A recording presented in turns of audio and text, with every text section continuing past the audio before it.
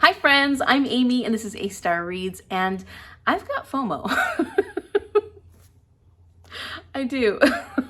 Everybody else has got their 25 books before I turn 25, 30 books before I turn 30. I really did want to do a 40 books before 40. By the time I got around to yeah, this is something I really want to do, I would have only had less than a year and a half to read 40 books in, and that just wasn't going to happen. That wasn't going to happen, especially considering I'm a medium-paced reader, and I try to prioritize all the books that are on my physical TBR. So then I was thinking okay, what's the next big age marker?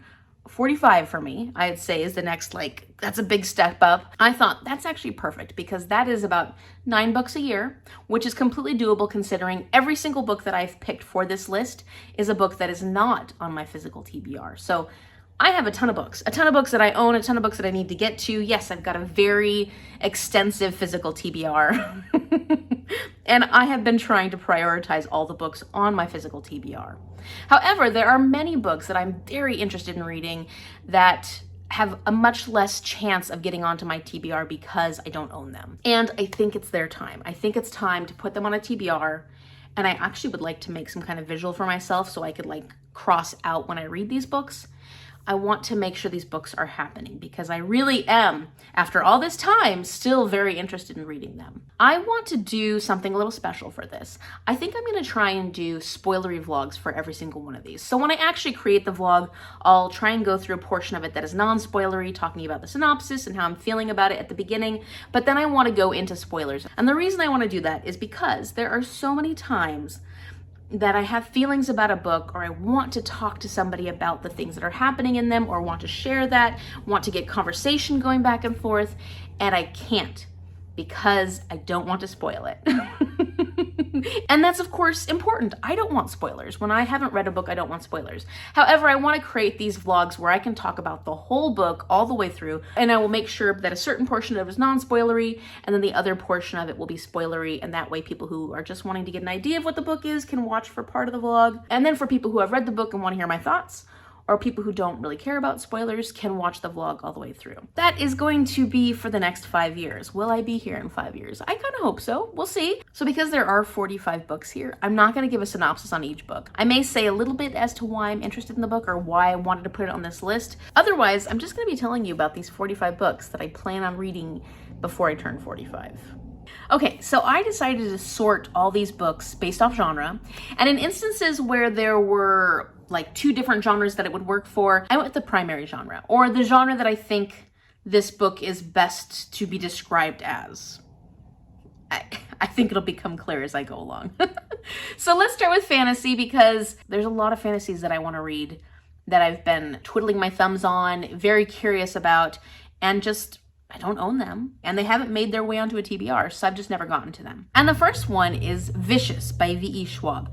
And surprisingly, I haven't read anything by V.E. Schwab yet, even though I have, The Invisible Life of Addie LaRue has been on many TBRs. It just hasn't happened. I'm a big fan of gray morality. I'm a big fan of characters where you're not quite sure if they're good or if they're bad. I tend to really enjoy those types of characters, which is the main reason why I've been very intrigued by Vicious. So I'm looking forward to trying this out and seeing if I love it. The second book is Red Sister by Mark Lawrence. Now, this one had me at Assassin Nuns. I have been curious about and interested in this series for a very long time now. I know that Mark Lawrence has made some unfortunate choices in the things that he's said. I don't know too much about that, but I will look into it more. I am still wanting to read this book. It still sits in my mind. So I do plan on reading this at some point in the next 5 years. And Assassin Nuns. Book number 3, The Lies of Locke Lamora by Scott Lynch. Now, again, gray morality, characters that, are they good? Are they bad? Who are you rooting for? Why are you rooting for them? I tend to really like those kind of characters and those kind of books. And so I have been very excited about this one. I have heard it can be very dense at parts, but that doesn't usually scare me off. So I really am hoping to get to this one sooner rather than later, because this one holds space in my mind. I think about this book. I think about reading it a lot. Book number 4, Malice by John Gwynne. Now, this is a hefty book in a hefty series. I'm just so curious. Why is it so well loved? It does intrigue me. I do want to get into more high fantasy, and Malice in particular has interested me for a while. It just seems like one that I'm going to love.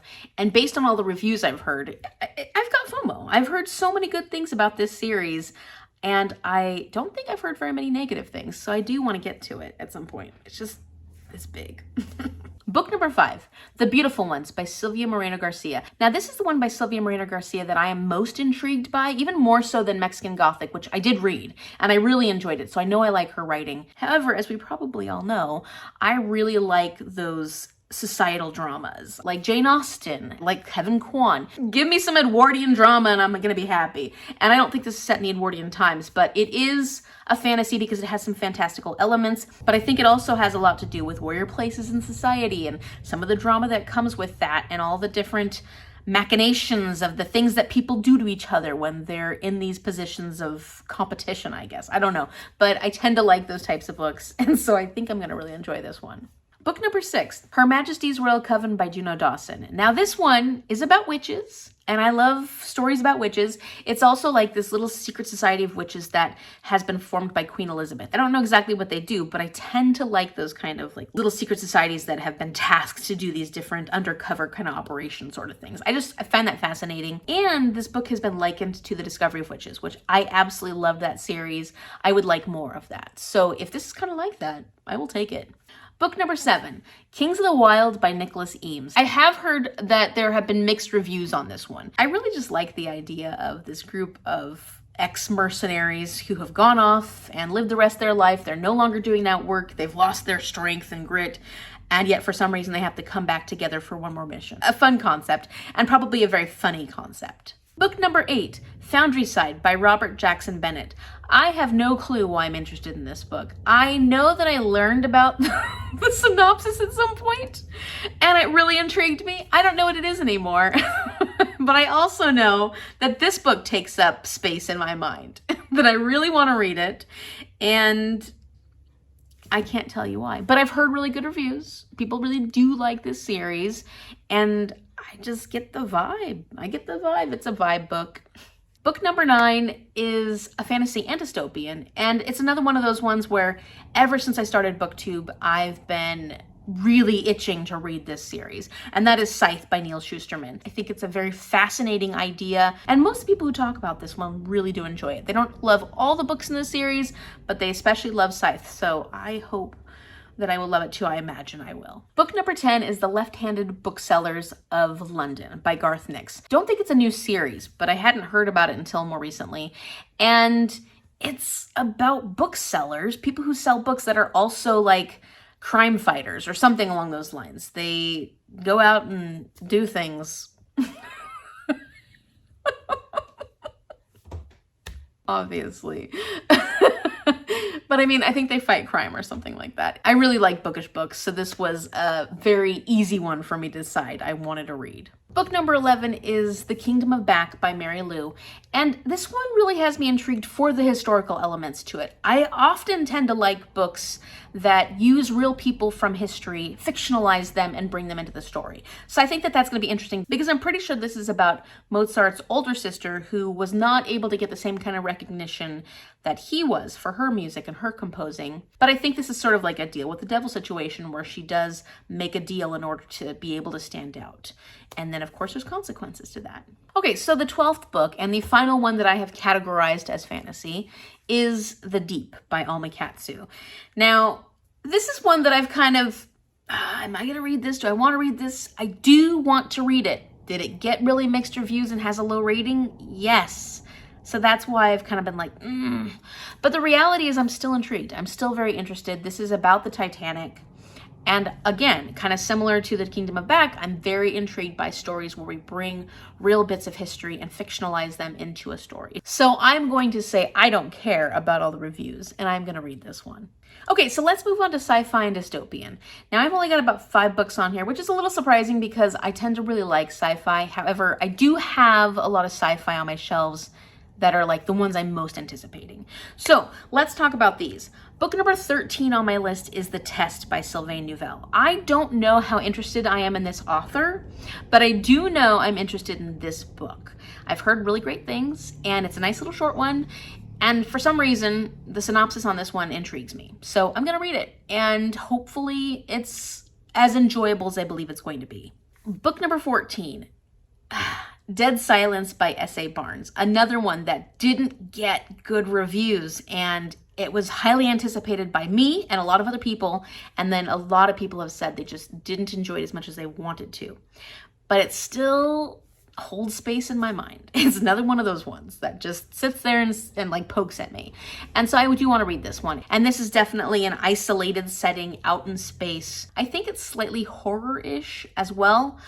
So I'm really hoping that I will enjoy it more than everybody else did, because I just want to read it. Book number 15, not a surprising one, Red Rising by Pierce Brown. Most people, a lot of people, not every people, a lot of people really enjoy this one. And I'm very intrigued by the dystopian world that this is set in. And I can't wait to find out how that plays out. It seems kind of similar to other books that I have enjoyed, so I think that this is a good, safe bet. Book number 16. Now this one might seem like quite a jump, quite a shift.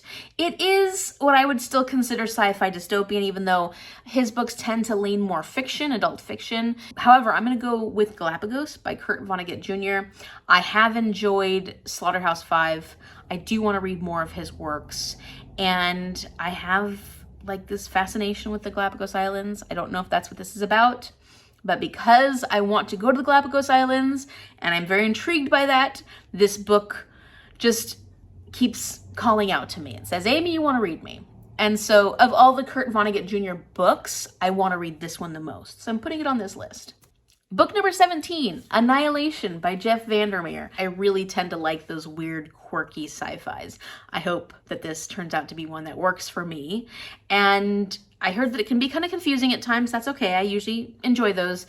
I know that it's short, so hopefully it won't feel like I didn't get everything I needed to get from it when I'm reading it. But I really kind of want to see if this type of strange, dystopian, speculative sci-fi is for me, because if so, I am interested in more of Jeff Vandermeer's writing. I would like to try more of his books. Okay, so this next section of 4 books, I'm placing under the category magical realism. I would say that these definitely are not all very heavily magical realism. It's just that the other literary fiction that I have on this list don't have any magical elements to them. So I'm separating these ones. And I may be completely wrong about these, but they did have a listing of magical realism on Goodreads, so I'm just gonna go with it. Book number 18 is Cloud Cuckoo Land by Anthony Doerr. I actually have read, not all of it, but I read a good portion of All the Lights We Cannot See, also by Anthony Doerr, and I loved his writing style. I do want to get back to that book. It was just at a bad time that I picked it up. And I will say that I was initially more interested in Cloud Cuckoo Land,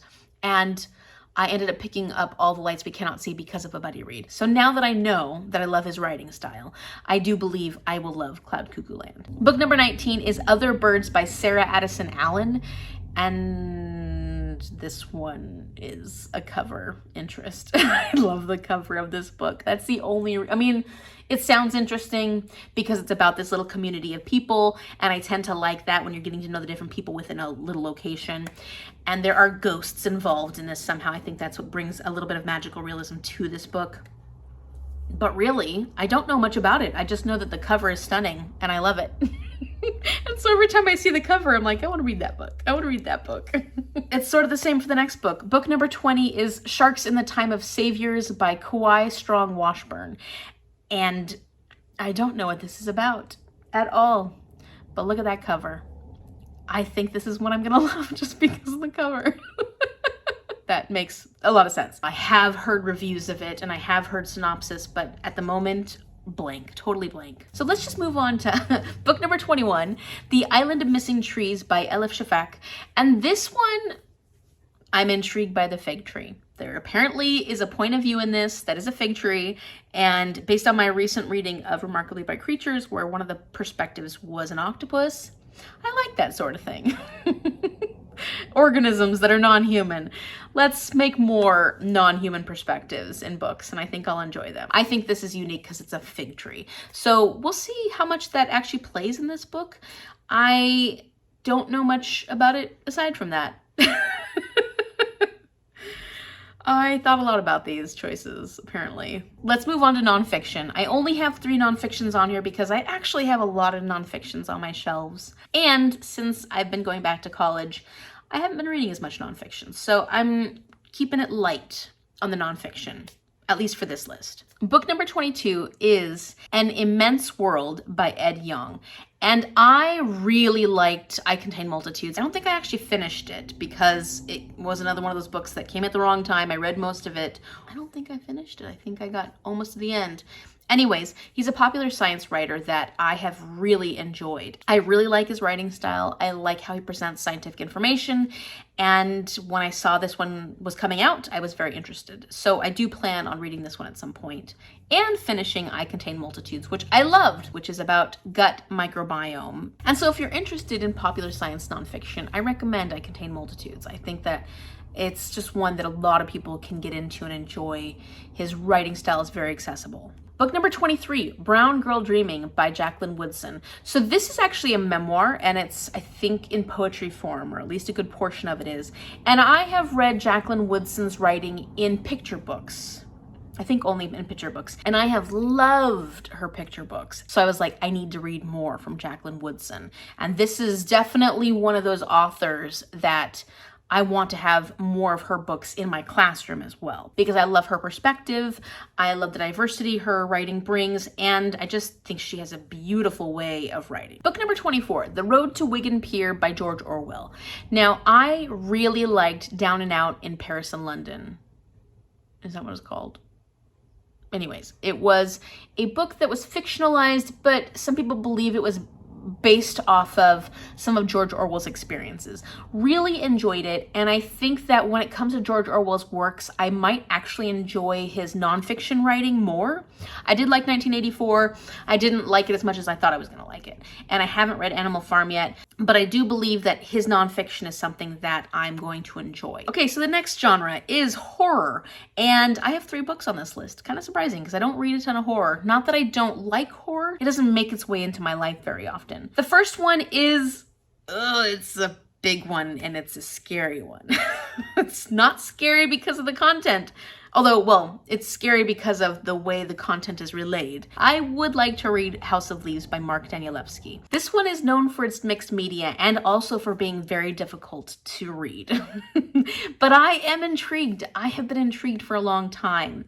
And I don't know if I'm going to like it. I'm going to give it a try. Within the next 5 years, I will be reading House of Leaves at some point. Book number 26, Tender is the Flesh by Augustine Basterica. It seems like it's going to be a very hard read. And I have heard a lot of people saying how difficult it is because of the content and what it's about. And I do tend to like horror books when they have more of a critical view on society. I think that can be very interesting. And this one really has intrigued me ever since it first came out. Book number 27 is Comfort Me with Apples by Catherine Valenti. And I do find the synopsis for this seems very intriguing to me. I'm very interested in this woman who lives and breathes for her husband and what is actually happening behind those closed doors. What is actually happening within this life? I think the cover contributed to my intrigue because I just think this cover is fascinating and I hope I enjoy it. It got very mixed reviews, including a lot of people that I'm friends with on Goodreads have not liked it.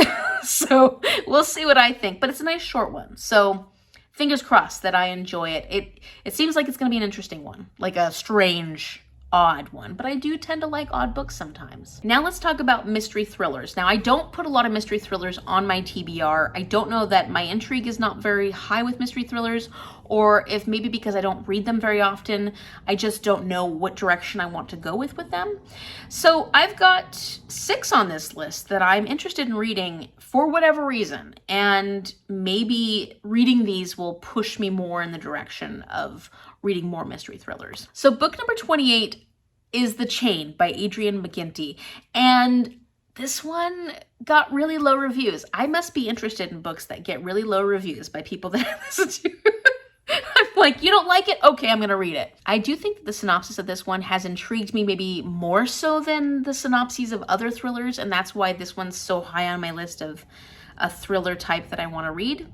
We'll see, but I have been very curious about this one, so I have to recognize that and put it on this list. Book number 29, They Never Learn by Lane Fargo. I think this one is going to be a win. I really do believe this is probably a 5-star prediction. I think I will love this one, and the concept of it is fascinating. This woman that is trying to get revenge by killing all these bad men. Wonderful. What more could you ask for? Book number 30. Another example of a book that a lot of people that I've heard review it have given low reviews, and yet I still want to read it. I'm so contrary. My Sister the Serial Killer by Oyen Ken Braithwaite. It's a short one. It's about this woman who knows her sister's a serial killer and has to help her get rid of the men that she's killed. I have heard that it's not quite what you think it's going to be, and so maybe that's why people don't enjoy it quite as much. So I will try going into it without expectations. I don't know if that's going to work out, but I still am interested in this one, despite all the people who have said, it's just not for me. But maybe it will be for me. Maybe I'm going to love it. Book number 31, Killers of a Certain Age by Deanna Raybourn. I think this one sounds amazing. It's about this group of older, I think they're assassins or something like that. Very similar to Kings of the Wild, except not fantasy, where it's this group of older people coming together to do a hit or something like that. I don't know. Give me a whole bunch of older people that are going to do something they did in their youth and I will love it. I don't know what that means. Book number 32, The Project by Courtney Summers. I have wanted to read this one for so long, and I have liked what I've read from Courtney Summers so far.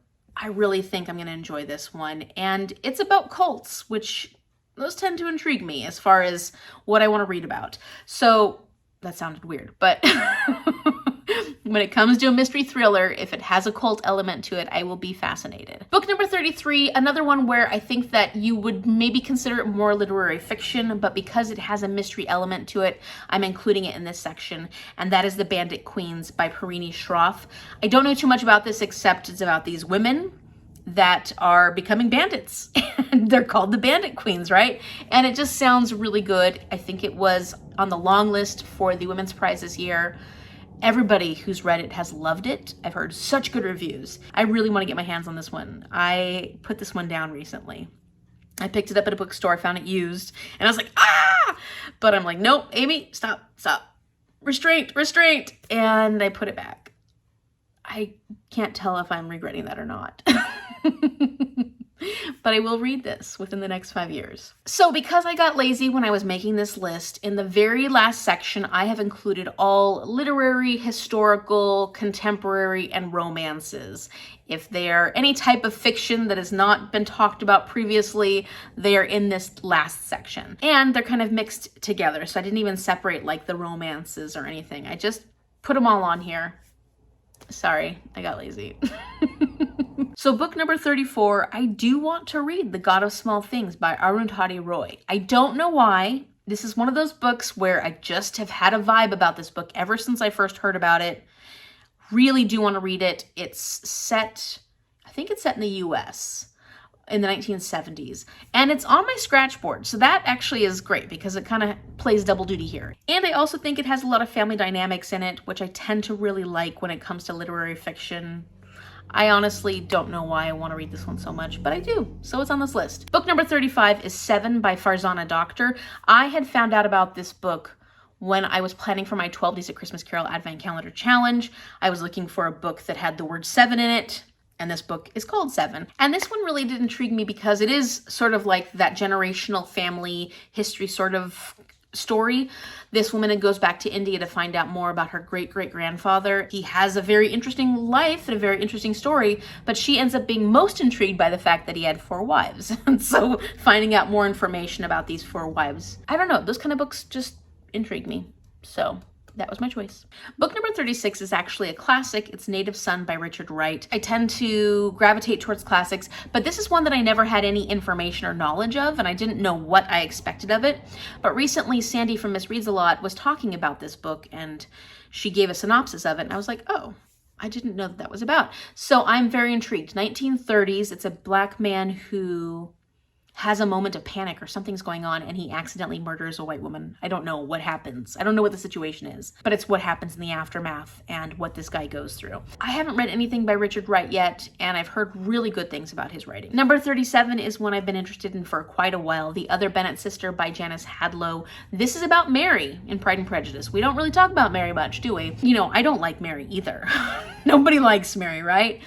but I want to know this perspective. And I've heard really good things about this book. In fact, Mom just read it and she loved it. I kind of want to get to it sooner rather than later. So fingers crossed I can make it work, maybe this year. Book number 38, A Lady for a Duke by Alexis Hall. This is the only true romance I have on here, I would say.